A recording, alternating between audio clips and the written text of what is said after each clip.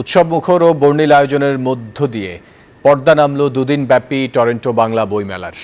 বইপ্রেমী লেখক, প্রকাশক, শিশু কিশোর ও নারী পুরুষদের পদচারণায় ঘটেছিল অন্যরকম এক মিলন মেলা। একঘেয়েমি জীবন থেকে বেরিয়ে এসে আনন্দ উৎসবে মাতেন প্রবাসীরা। কানাডা প্রতিনিধি লায়লা নুসরাতের তথ্য ছবিতে ডেস্ক রিপোর্ট। কানাডার টরন্টোর ডেনফোর্থের ডেন্টোনিয়া পার্কের শহীদ মিনারে 2 দিনব্যাপী 19তম টরন্টো বাংলা বইমেলা উদ্বোধন করেন বাংলাদেশি কানাডিয়ান এমপি ডলি বেগম। এ সময় স্বাগত বক্তব্য রাখেন বইমেলা এর আহ্বায়ক তাতি আহমেদ। মেলায় বাংলাদেশি ও উত্তর আমেরিকার শীর্ষস্থানীয় লেখক ও প্রকাশকগণ পাঠকদের সঙ্গে মতবিনিময় করেন।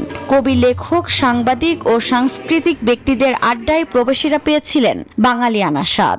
গত 10 বছর থেকে আমি মেলায় আসতেছি। ক্রমান্বয়ে এই মেলার একটা পরিবর্তন পাচ্ছি।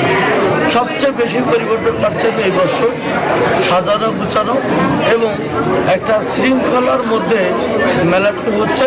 বাঙালি কমিউনিটি যেখানে আছে আমরা চেষ্টা করি সেখানেই বাতিঘরের পক্ষ থেকে বাংলা বই নিয়ে যাওয়ার, এবং এই ফলে পাঠকদের সঙ্গে একটা যোগাযোগ হয়। এই উৎসবে 25টিরও বেশি প্রকাশনা সংস্থা অংশগ্রহণ করে এবং 3000-এর বেশি নতুন ও পুরাতন বই প্রদর্শিত হয়। তো এখানকার মানুষের মধ্যে যে সাড়াটা দেখা যাচ্ছে সেটা কিন্তু অবশ্যই আমি এটাকে ইতিবাচক বলে মনে করি। যদিও এখানে বই সংগ্রহ বা এ বিষয়ে পৃষ্ঠপোষকতার কিছুটা দৈন্য আছে বলে আমার মনে হয়। আয়োজকরা জানান, প্রাণের ভাষা বাংলাকে বিশ্বের বুকে তুলে ধরা, শিল্প, সাহিত্য ও সংস্কৃতিকে বাঁচিয়ে রাখাই টরন্টো বাংলা বইমেলার মূল লক্ষ্য। Desk report, news 24।